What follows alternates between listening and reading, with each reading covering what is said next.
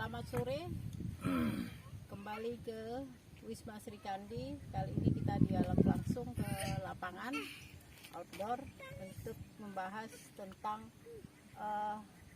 krisis iklim dan sumber daya alam yang sudah rusak diakibatkan oleh industri ekstraktif. Nah, mungkin saat ini kita sedang bersama Ketua Kelompok Nelayan Bapak Munawar dan LBH Medan dari Divisi Sumber Daya Alam.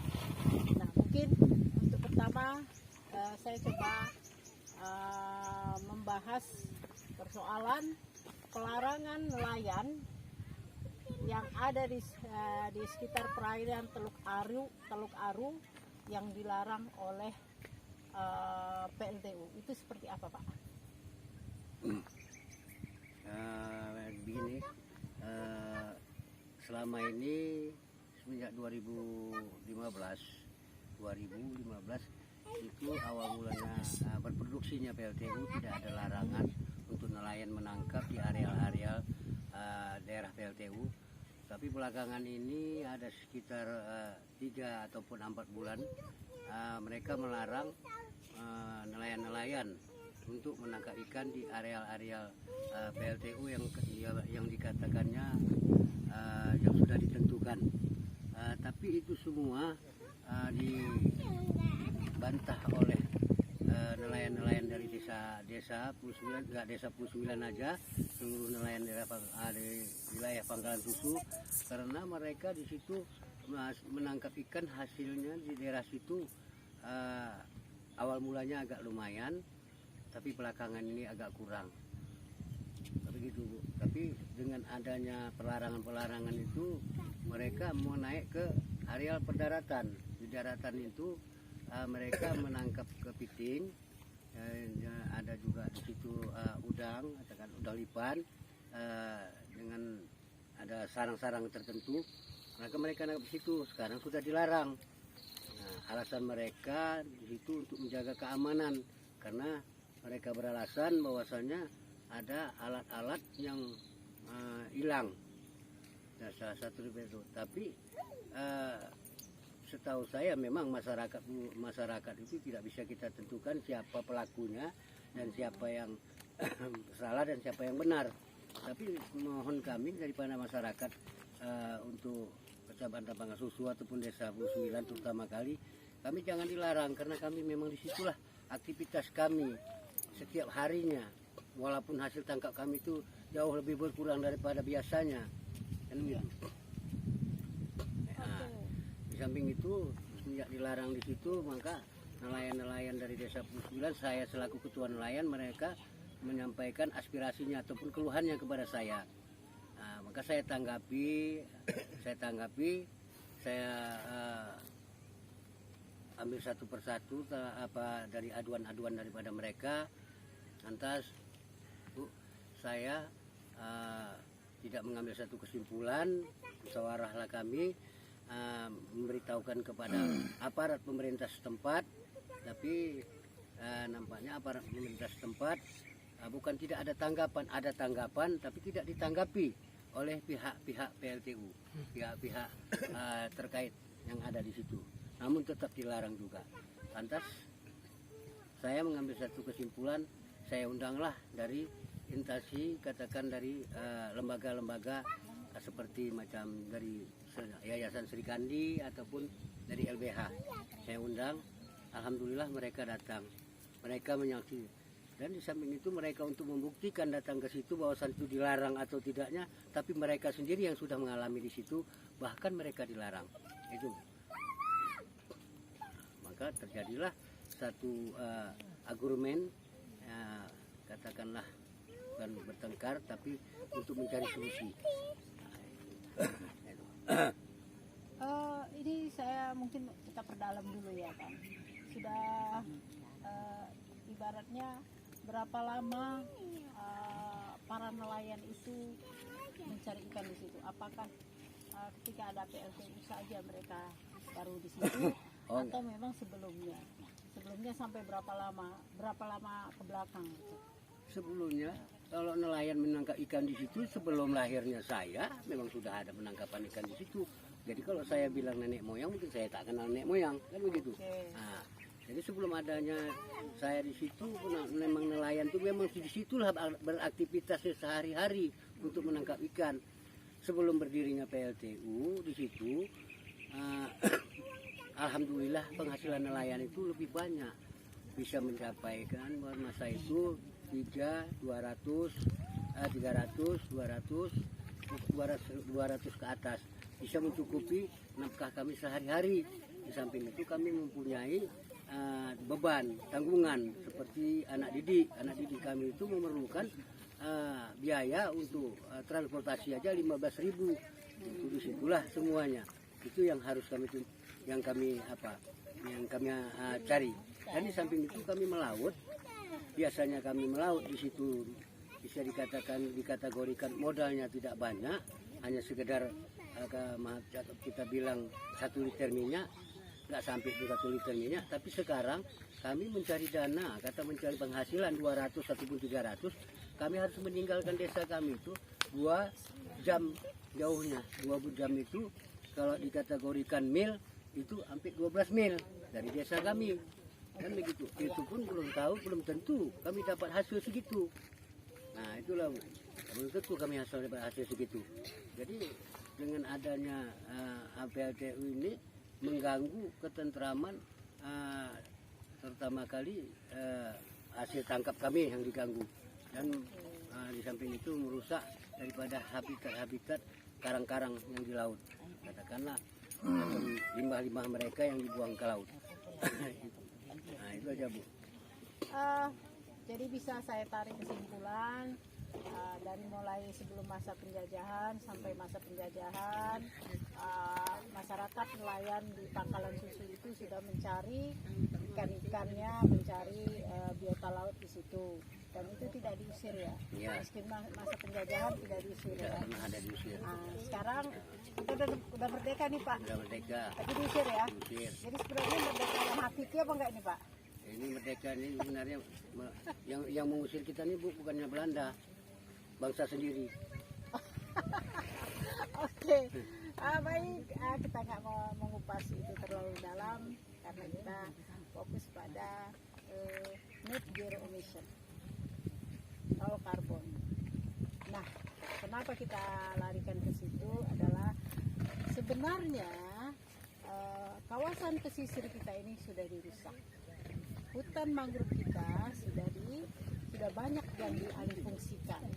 Nah, meskipun negara mengizinkan pada PLTU menggunakan kawasan hutan mangrove 105 hektar ditambah 45 hektar untuk PLTU 3 dan 4, itu sama artinya sumber daya alam kita itu rusak. Nah, saya kembali ke saya ingin ke Bang Ali selaku ketua divisi untuk sumber daya alam di LBH Medan.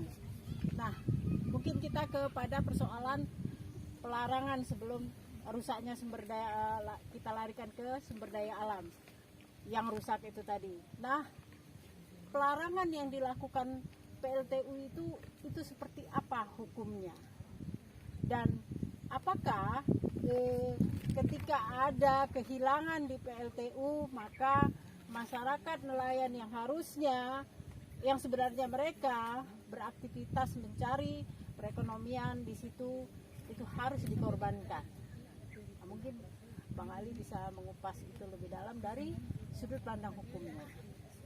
Baik, terima kasih Kak Sumiati Surbakti selaku Direktur Yayasan Sri Kandi Lestari. Kemudian juga terima kasih Pak Munawar selaku Ketua Kelompok Nelayan. Nelayan sesungguhnya mempunyai hak untuk dapat menangkap ikan, untuk dapat menerima manfaat dari yang namanya laut. Ya, kalau tidak ada laut tidak bisa menangkap ikan. Nggak dapat tangkapan ikan, udang, kepiting dan segala macam, dari mana mau makan. dari mana bisa mendapatkan uang untuk memberikan nafkah untuk anak istri maupun keluarga yang lain. Ya. Seperti itu ya Pak. Ya. Nah itu dulu yang harus kita garis bawahi, bahwasanya fungsi alam ini sangat penting bagi kita, terutama juga untuk nelayan. Ya.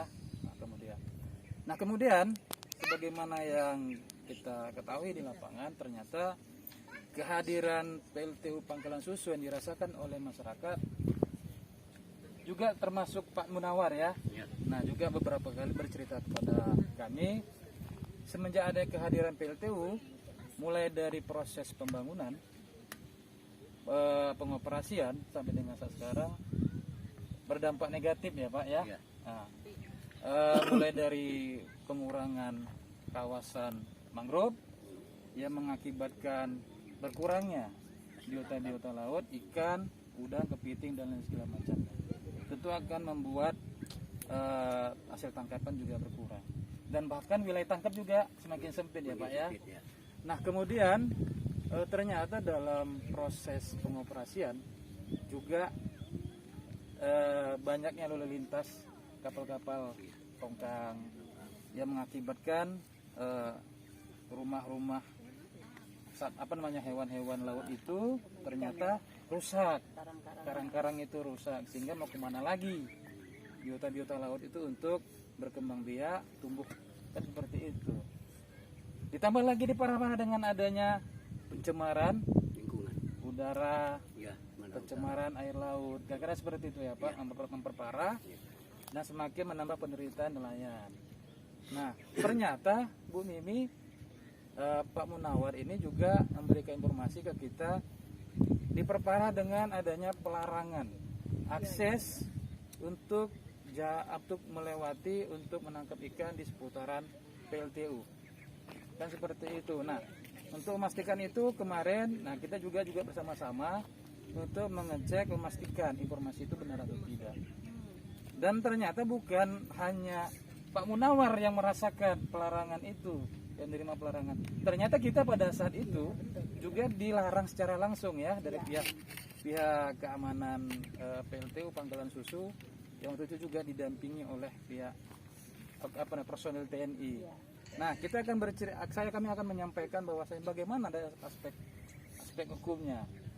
Nah kita jangan dulu mengikutkan alasan yang didalilkan oleh PLTU karena ada pencurian yang dugaannya dilakukan di areal PLTU. Kita jangan dulu menangkap, memegang dalil yang disampaikan oleh PLTU. Nah kita harus pahami, benar kita akui kalau PLTU Pangkalan Susu itu merupakan objek vital nasional, Kak Mimi.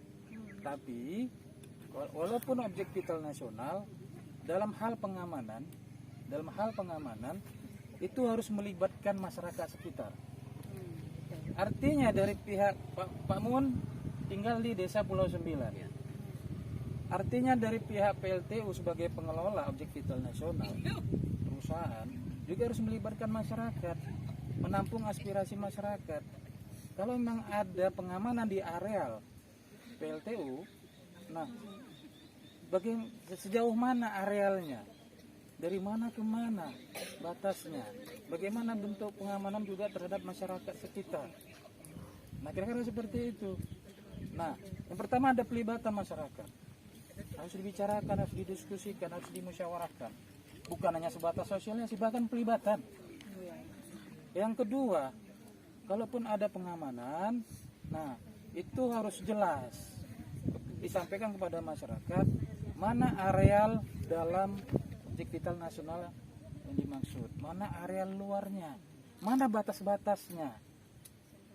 Nah itu yang kedua. Kalaupun ada, yang ketiga, dalam hal pengamanan, walaupun ada katanya ada dugaan pencurian dilakukan oleh orang lain atau seseorang terhadap barang-barang atau aset PLTU Pangkalan Susu, harusnya dilakukan penyelidikan dan penyidikan.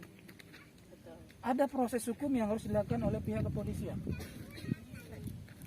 Saudara-saudara, apakah itu dilakukan? Nah, harusnya disampaikan. Nah, kalaupun itu ada, jangan sampai satu orang yang berbuat, dua orang yang berbuat akan berdampak kepada berapa banyak masyarakat di Pulau Sembilan dan di desa yang lain. Betul. Iya, betul. Nah itu persoalan pengamanan. Nah kemudian, nah kita sama-sama ketahui, nah areal yang menjadi selama ini jadi wilayah tangkap nelayan, satu-satunya akses nelayan di Pulau Sembilan dan beberapa desa yang lain untuk menuju ke laut dalam, laut lepas. Jadi kalau tidak melalui jalur itu mau kemana?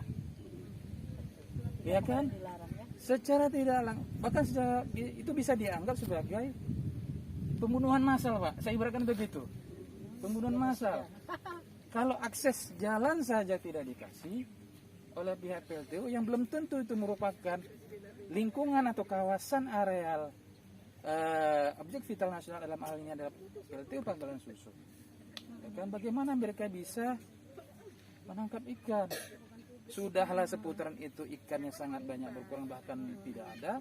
Untuk menuju ke lokasi lain juga tidak bisa. Sama dengan membunuh mereka. Ini merupakan pelanggaran HAM atau bisa dibilang sebagai ecocide, pembunuhan massal. Tidak dapat menangkap ikan, tidak dapat menangkap udang, kepiting dan segala macam, tidak bisa mendapat penghasilan.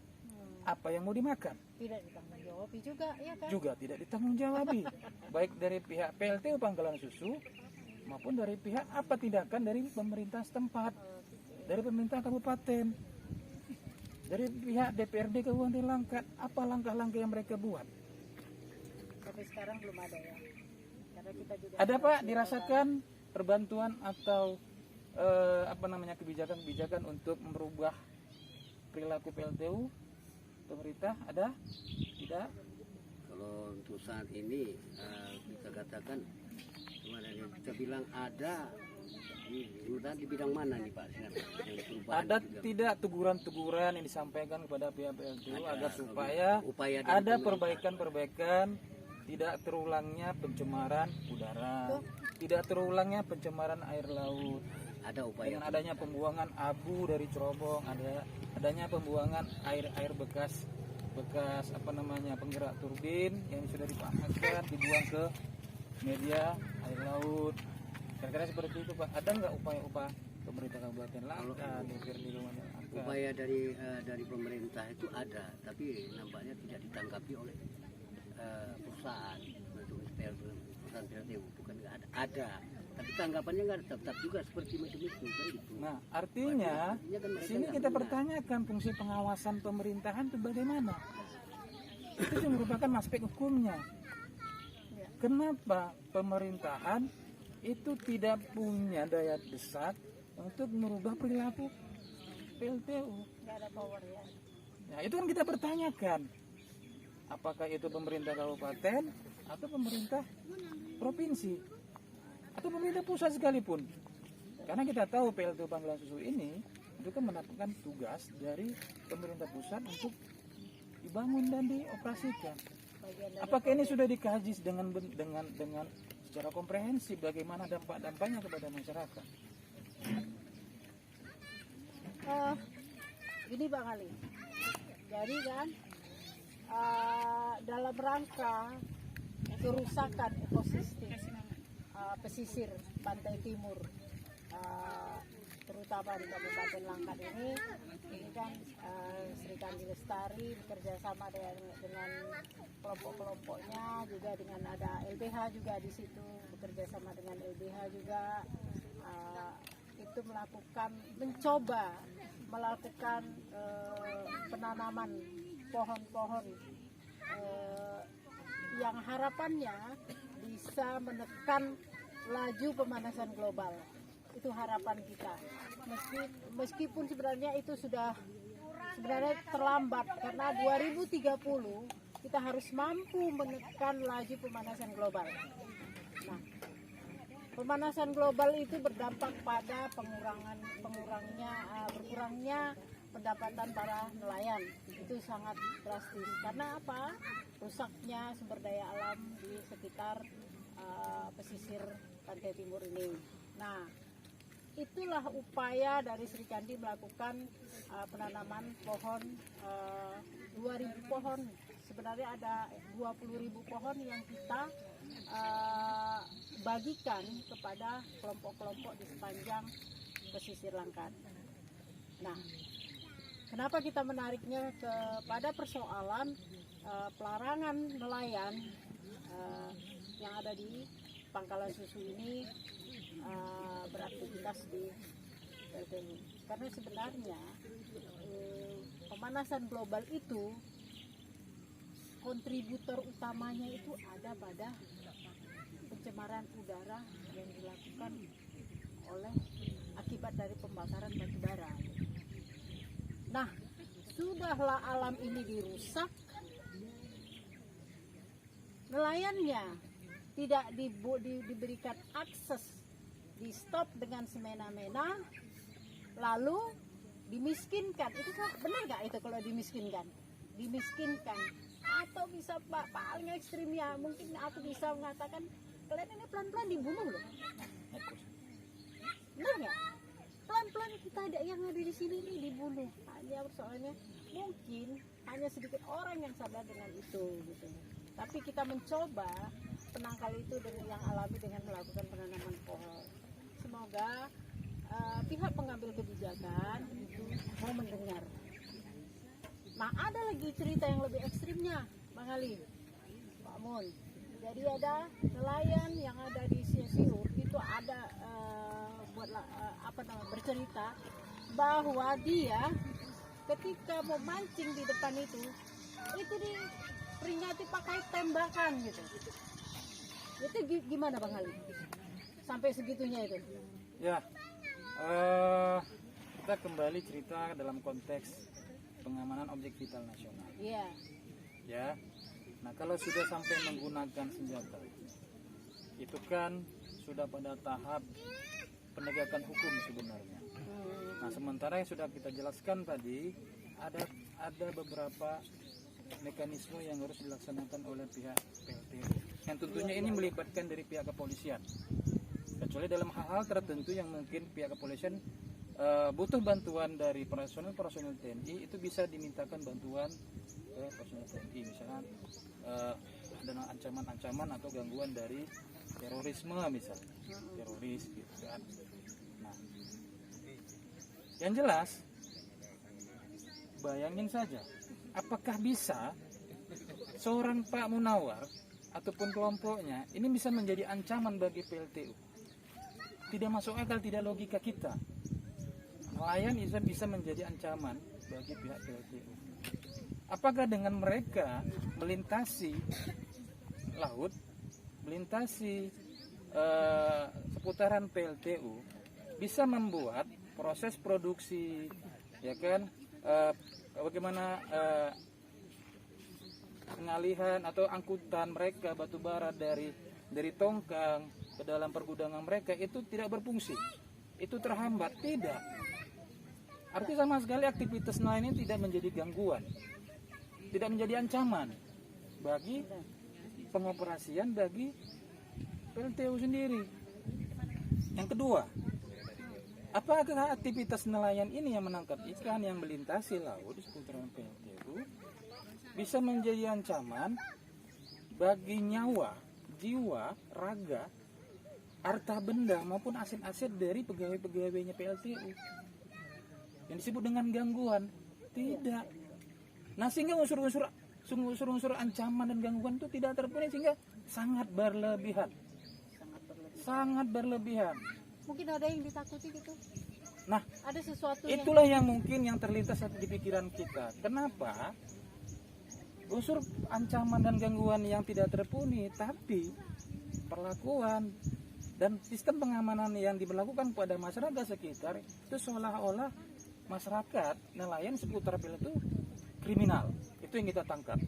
Berarti ada seolah-olah yang hendak ditutupi atau disembunyikan oleh pihak PLTU.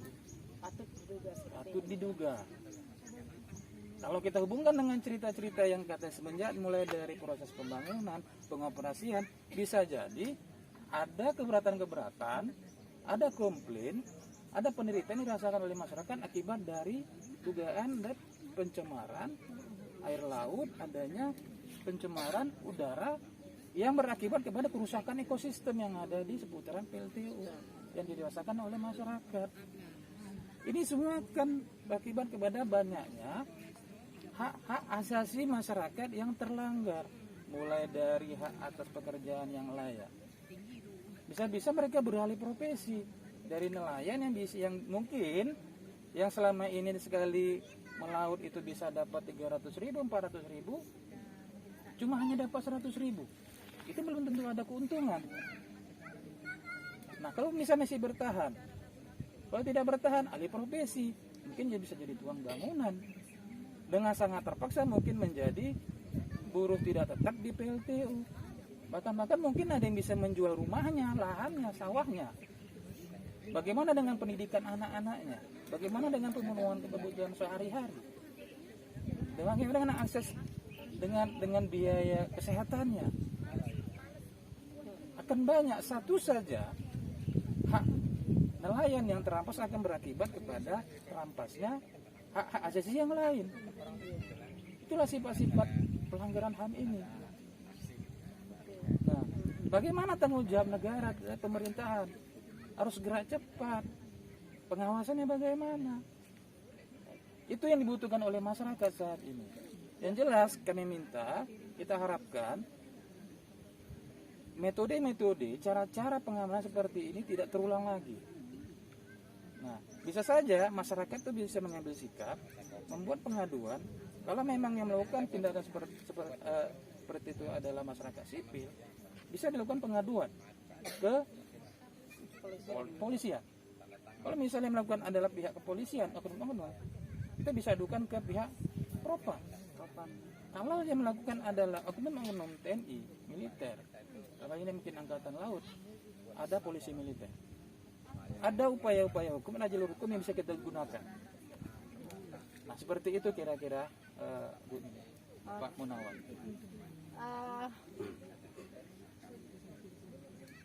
Menarik sebenarnya, tapi karena waktu kita tidak cukup, jadi mungkin ada dari Pak Munawar pesan-pesan khusus terkait ini, terkait pencemaran yang dilakukan oleh PLTU.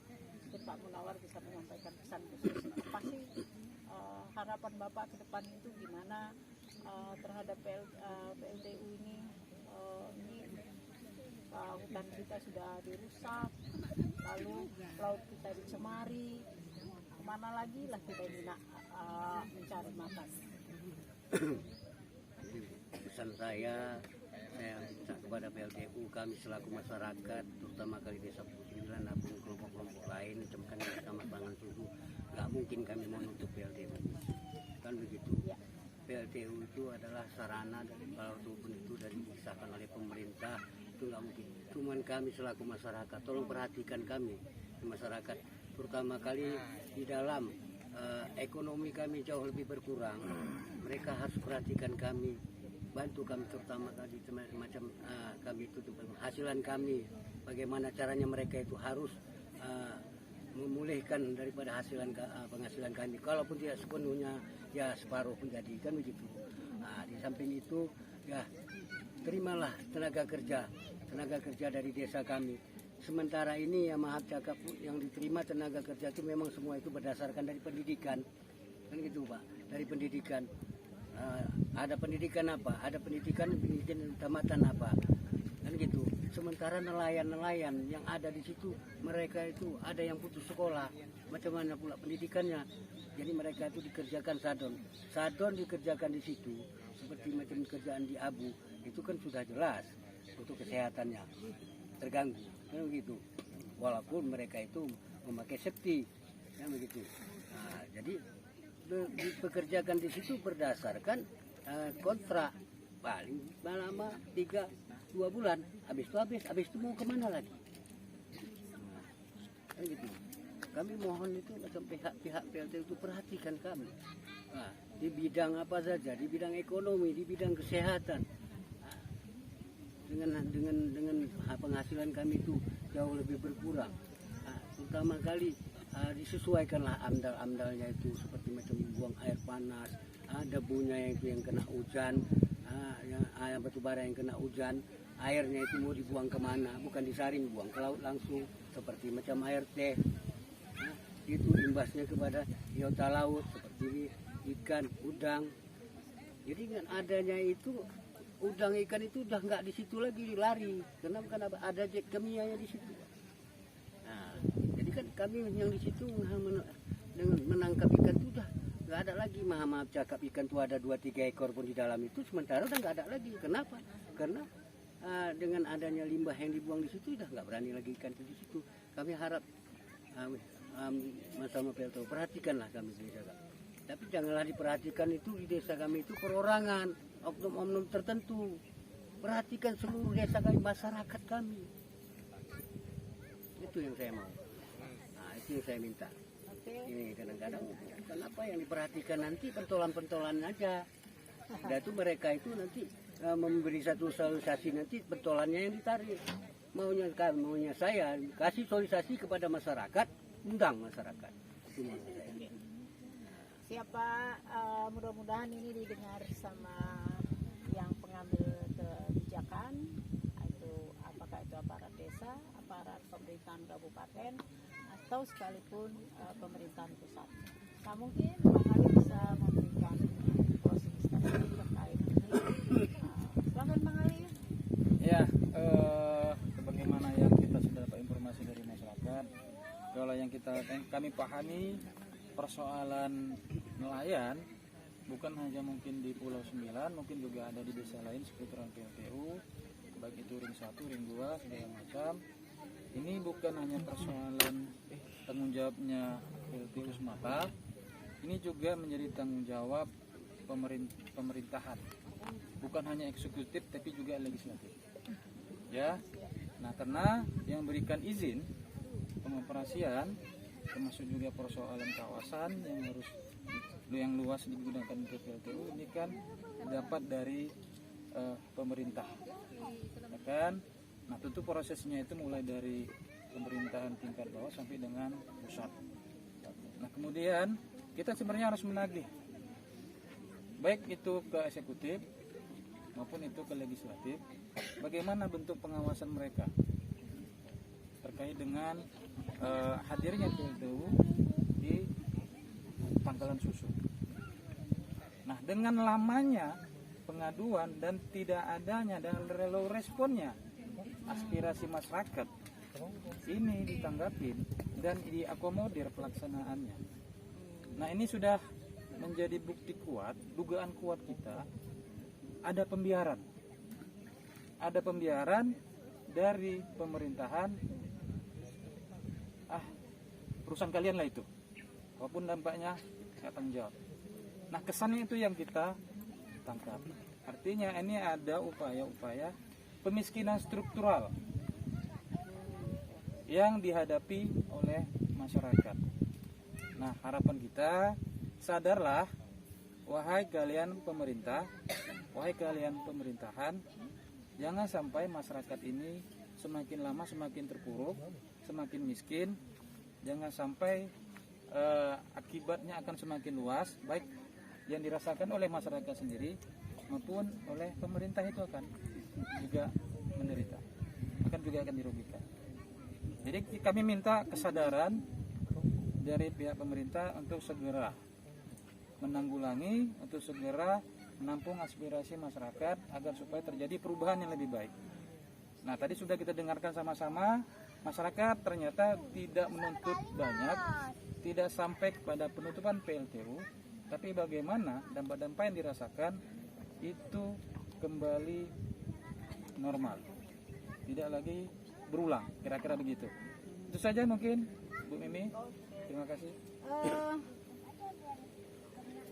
Selesai sudah diskusi kita.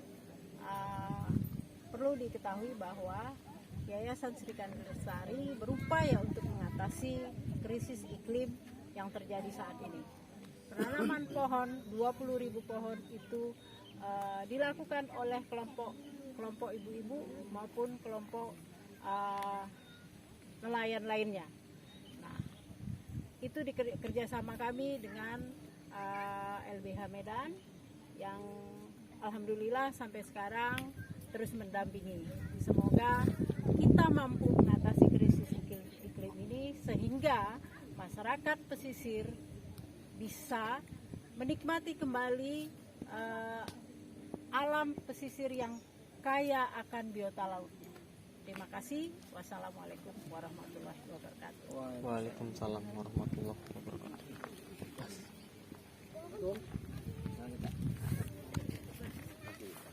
Oke, Bang, kita jalan.